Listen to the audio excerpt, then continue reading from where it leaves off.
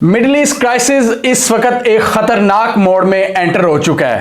हर तरफ से धमकियां आ रही हैं और धमकियों के साथ साथ इकदाम भी किए जा रहे हैं। इजरायली प्राइम मिनिस्टर ने ईरान और हमास को खबरदार कर दिया है कि अगर तुमने रेड लाइन क्रॉस की तो हम तुम्हें तबाह कर देंगे। उन्होंने कहा कि हमारा गोल है victory and the elimination of Hamas, और इसमें उन्होंने कहा कि हमें सब्र दिखाने की ज़रूरत है क्योंकि ये जो हमारी जंग है वो बहुत कठिन है और इसमें बहुत मुश्किल टाइम भी आएंगे। ये नेतन्याहू का कहना था। We must crush Hamas. I say to Iran and Hezbollah, beware. We want support from the home front and there must be unity behind our soldiers. We are obligated to the families and we will not tire until we return all the kidnapped people. We have a strong state, a strong army and a strong people and we will win the war.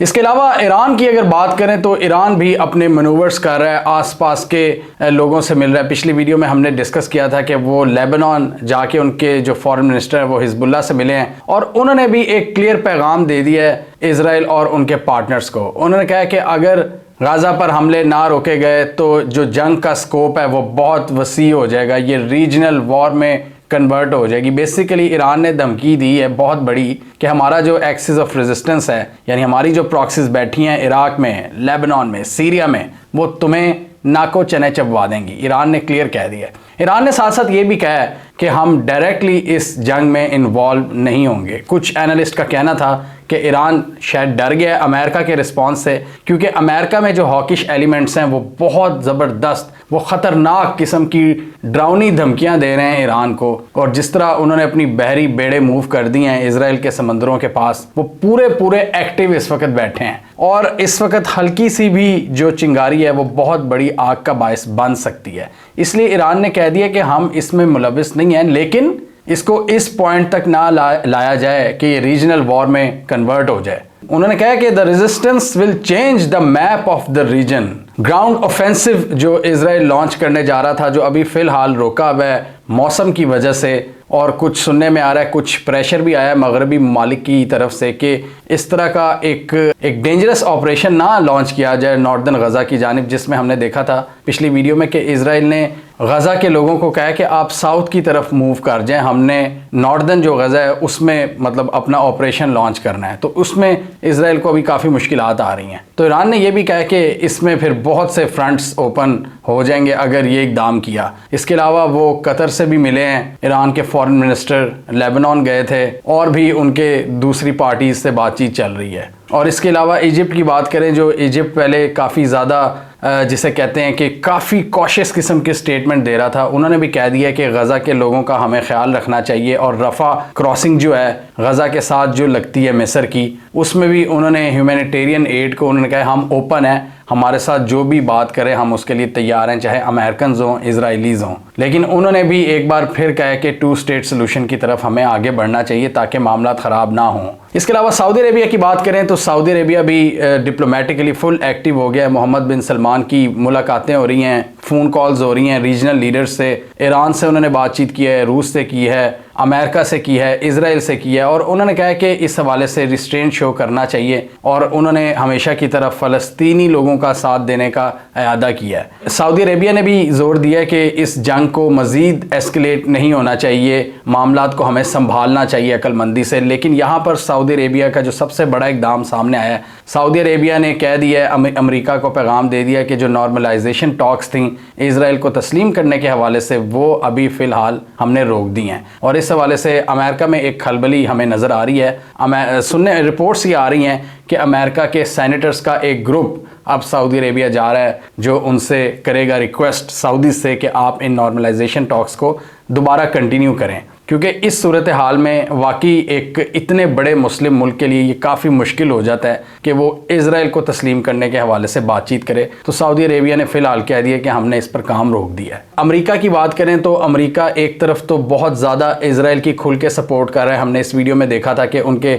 Secretary of state, वज़ीर ख़ारजा, वज़ीर दिफा पहुँचे Israel, और भी उनके official Israel की हमायत के लिए पहुँच रहे हैं। अपने बहरी बेड़े, अपने जहाज़, फाइटर जेट्स, हर तरह की वो इजराइल को सपोर्ट दे रहे हैं, इंटेलिजेंस या असलहे की शक्ल में। लेकिन यहाँ पर बाइडन की तरफ से एक चीज़ सामने आई है। उन्होंने इजराइल को कहा है कि ऑक्यूपाई ना किया जाए गज़ा को, मतलब अगर आपके प्लान्स में ये शामिल है कि आपने गज़ा को पे कब्ज़ा करना है तो इस अमल को ना किया जाए। और साथ ही अमेरिका बादल ने भी ईरान को भी कहा है, तंबीह की है कि इसको रीजनल वॉर में कन्वर्ट ना किया जाए। हमारे बहरी बेड़े एक्टिव बैठे हैं।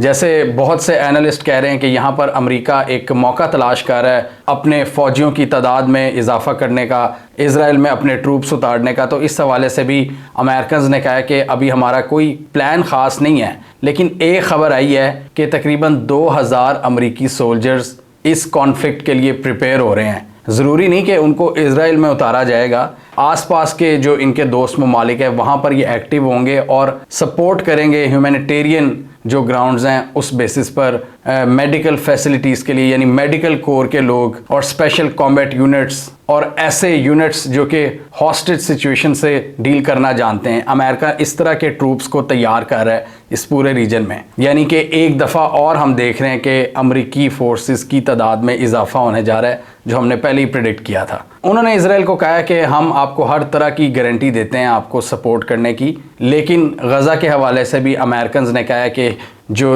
इंसानी जानें हैं उनका ख्याल रखा जाए।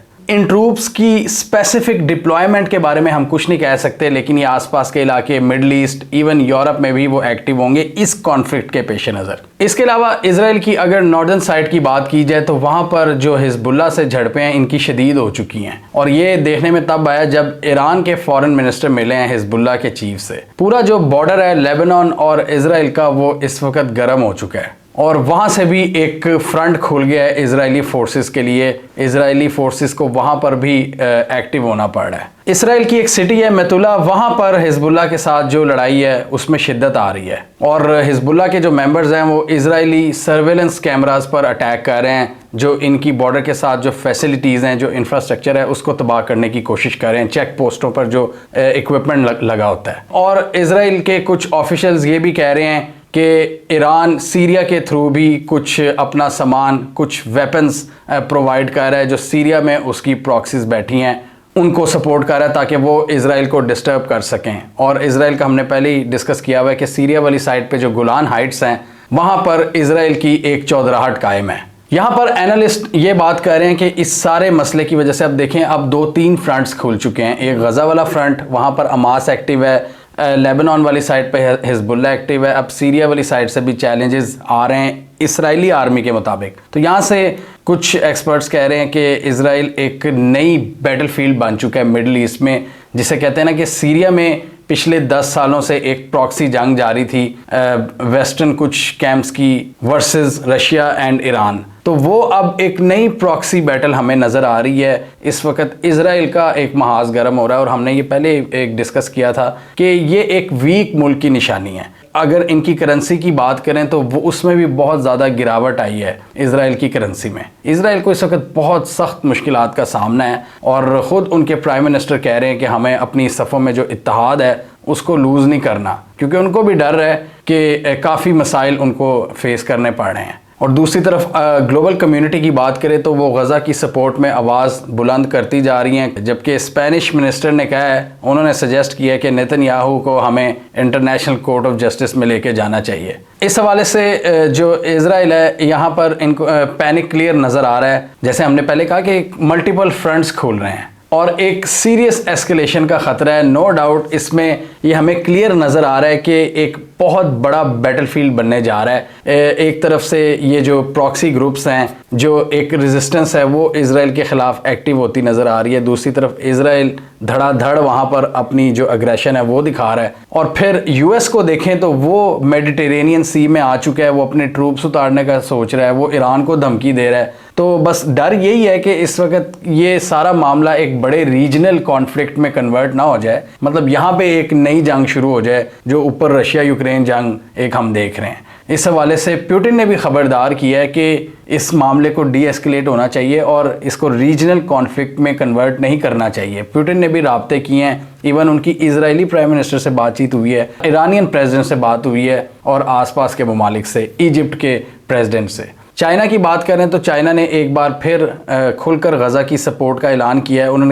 उन्होंने भी डी एस्केलेशन पर जोर दिया है और चाइना का हमेशा से यही स्टैंस है कि जब तक फ़लस्तीनियों को हकूक़ नहीं मिलते मिडल ईस्ट का मसला ऐसे ही गर्म रहेगा। चाइना का ये स्टैंस है कि जो फ़लस्तीनियों के हकूक़ का ना मिलना वो मिडल ईस्ट के जो प्रॉब्लम्स है वो उसकी कोर है, तो उसको सबसे पहले हल होना चाहिए, तब कोई पीस आएगा। क्योंकि चाइना का जो एक एजेंडा है बेल्ट एंड रोड इनिशिएटिव का, चाइना चाहता है कि इस रीजन में अमन आए। चाइना इजराइल के साथ भी डील्स करता है, तो चाइना का ये ख्वाब है कि इजराइल और फ़लस्तीनियों के दरमियान भी कोई निगोसिएशंस हो ताकि चाइना को फ़ायदा हो। जैसे चाइना ने सऊदी अरेबिया और ईरान की बातचीत करवाई, दोस्ती करवा दी, तो चाइना चाहता है कि इधर भी ये प्रॉब्लम ख़त्म हो। लेकिन डेफिनेटली कुछ हैं, कुछ बड़ी ताकतों के एजेंडाज जो अमन नहीं चाहते इस रीजन में। यहाँ पर एक और काफ़ी बड़ी डेवलपमेंट हमें देखने को मिली कि जो फ़लस्तीनी अथॉरिटी के प्रेसिडेंट हैं महमूद अब्बास, उन्होंने भी हमास से अपने आप को डिसएसोसिएट किया। उन्होंने कहा कि ये जो हमास के एक्शंस हैं ये हमें रिप्रेजेंट नहीं करते,